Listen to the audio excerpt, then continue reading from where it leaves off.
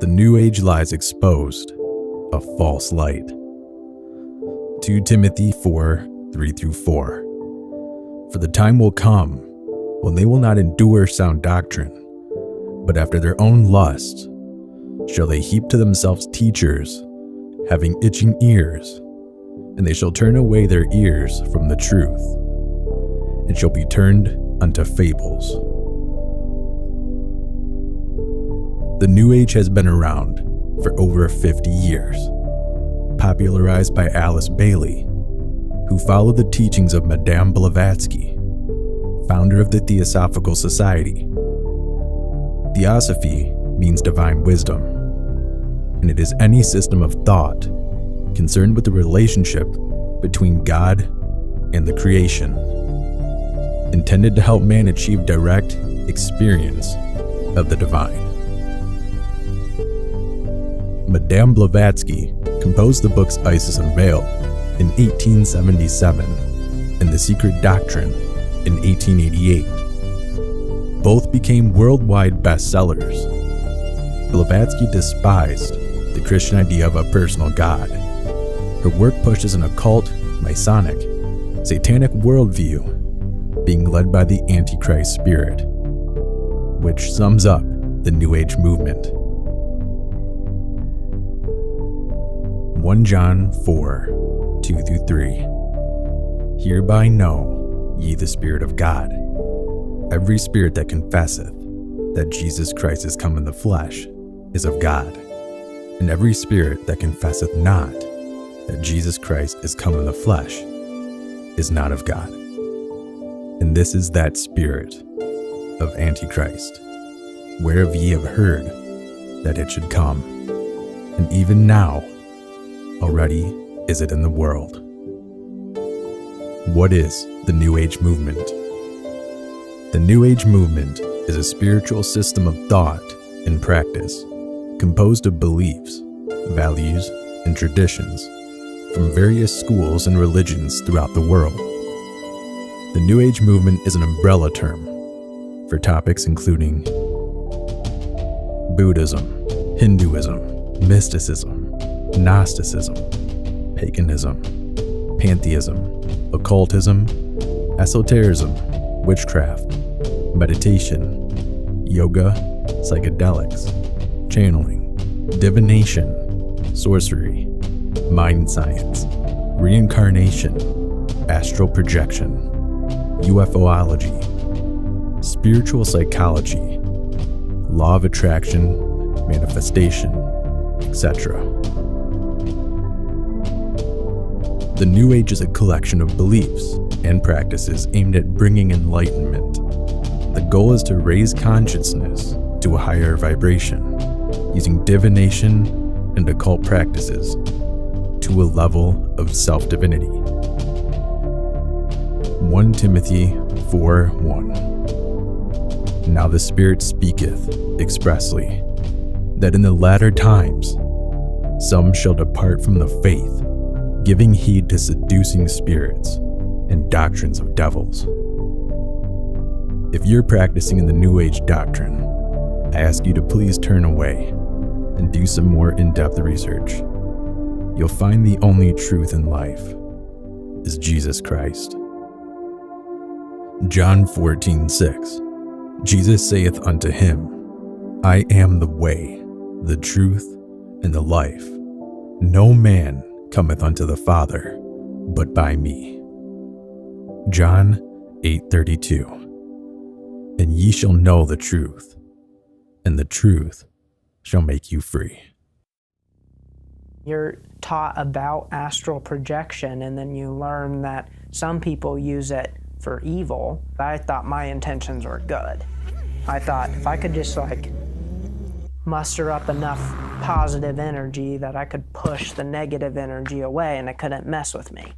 Cameron Clark professed faith in Christ as a boy, but in high school he began being drawn to New Age philosophies. I would have still said that I was a Christian, but I didn't think drinking or smoking pot was wrong. I thought that that was just fun. I just looked for well, maybe there's like a spiritual way to justify the life choices that I was making.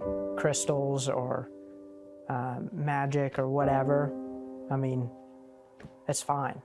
He also says he was sexually abused as a young man, which resulted in a deep distrust of people. It happened more than one time. Having an experience like that, you don't feel safe in the world. You still hold most people at a distance to the extent that like you know you should care about that person, but it's still very easy to like just let go and not care. When Cameron went off to college, his interest in New Age grew. It felt like I was taking control and like could have some kind of control over what was happening in my life. It's cleverly worded as healing or evolving. The New Age told me that Jesus was an ascended master. He was just a human who realized he was God. Beginning to believe them, you run up against what you were taught or what you learned when you were younger. Cameron's parents became concerned. My husband and I would pray, not understanding and pleading with God to give us the right way to approach it, also to give us patience to talk to him without alienating him. Eventually, his interests turned to a near obsession. Crystals were attractive because they were supposed to be healing, energy, manifestation.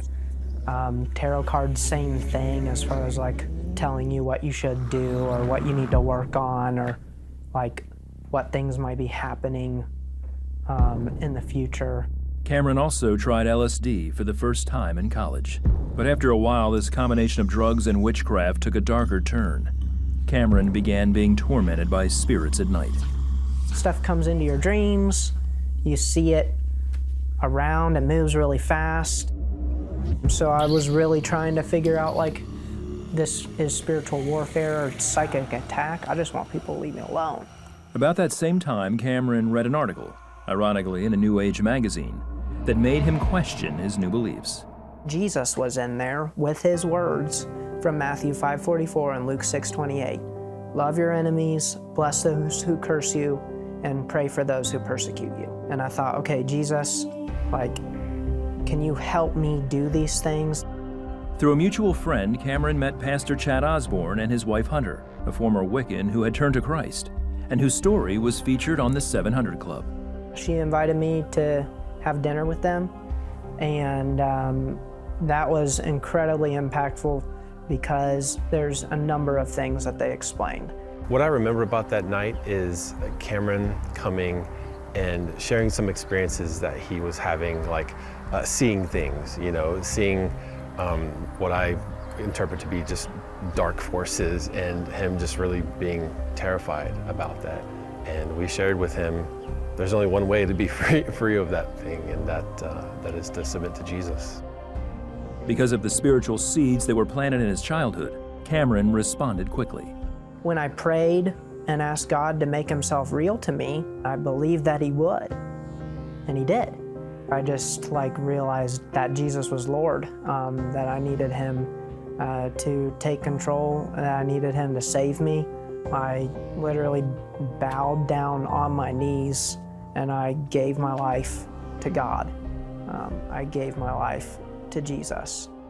Cameron enrolled at Cedarville University and is planning to pursue a career in ministry to help others avoid the pitfalls he experienced. His spirit has faithfully worked in me. I'm not paralyzed by thoughts that I can't overcome. I am rebuilding relationships with my family. I'm actually experiencing love for others and receiving love from others. As I read his word, as I pray, as I worship, all of that is God working in me. As good as it gets is only a fraction of how good it will be when you're with Jesus.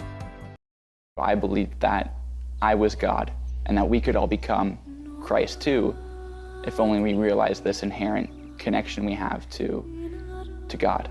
At 19 years old, New Age blogger Steve Bancars was a spiritual guru to hundreds of thousands of followers. For Steve, it had spiritual and financial benefits.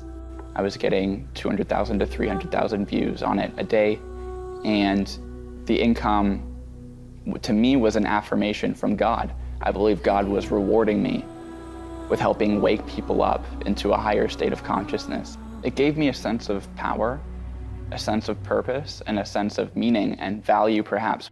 Steve grew up in a Christian home, but as a teenager, developed a fascination for aliens, the paranormal, and psychic phenomenon. That led him to question his parents' Christian beliefs and eventually led to a full-blown obsession with New Age theology. The first thing that really got me doubting the biblical worldview was ufology.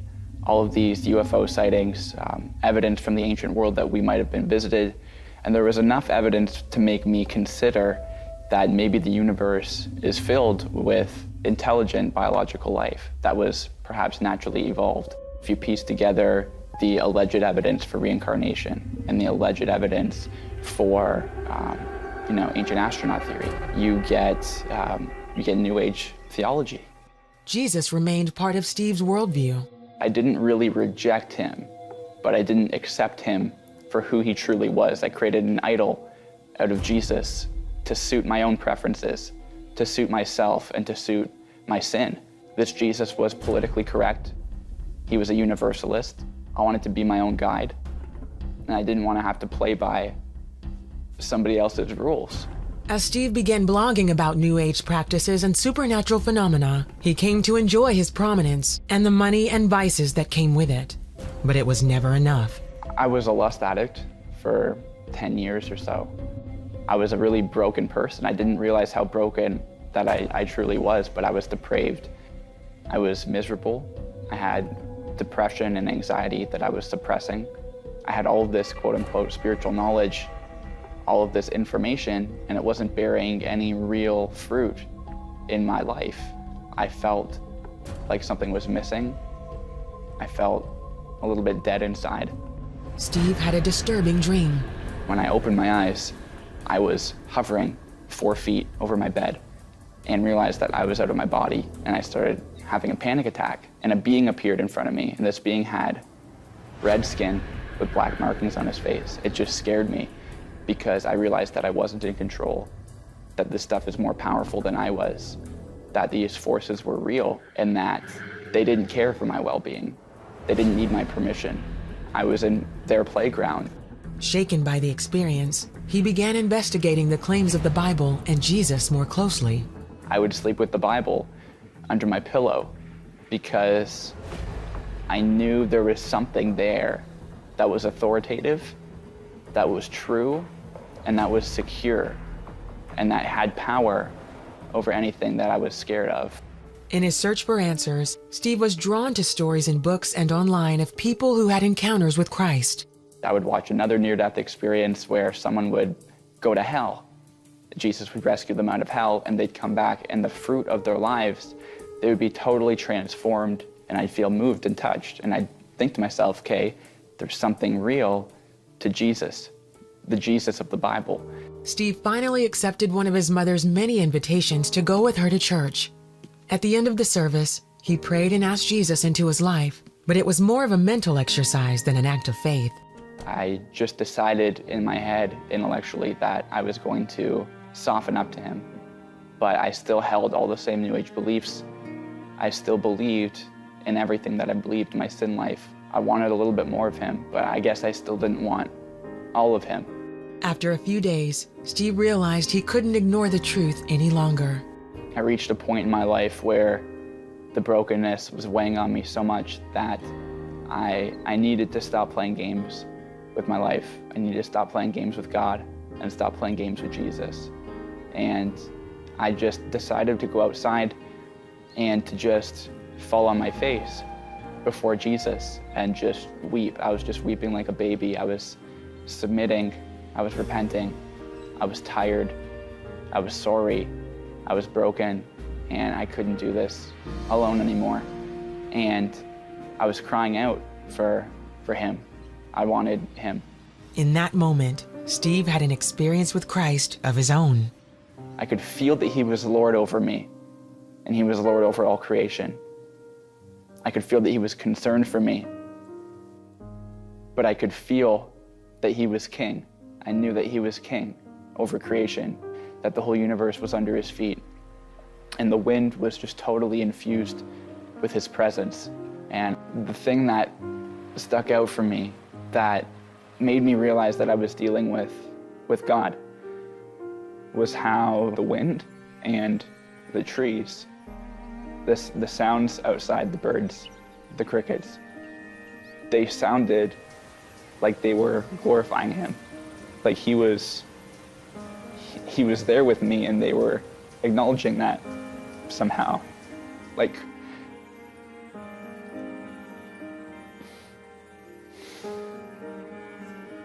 creation recognized him. Steve burned all of his New Age books and made a public statement to his online followers. I told people within a few days of that experience, I'm sorry for misleading all of you astray. This stuff is not of God. They're tools of demons to deceive us and lead us away from Jesus. And Jesus is the Son of God, and he's exactly who he claimed to be. Steve endured waves of ridicule and personal attacks from the online community, but that hasn't stopped him from trying to teach those who persecuted him. His website, reasonsforjesus.com, provides evidence and sound reasoning that prove the claims of the Bible and the only path to truth, forgiveness, and joy in life come through Jesus Christ.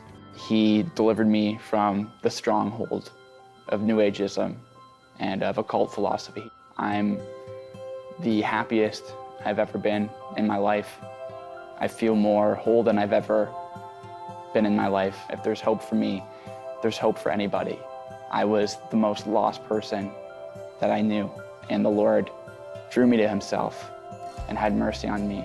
We come to the Lord, he forgives us, he gives us his Spirit, and he wants to help us heal and restore us and walk us through these traumas and these pains. And he wants to accept us and welcome us as a son into relationship with him, not into dry religious rule keeping, but into a supernatural, intimate relationship with Jesus Christ and his presence.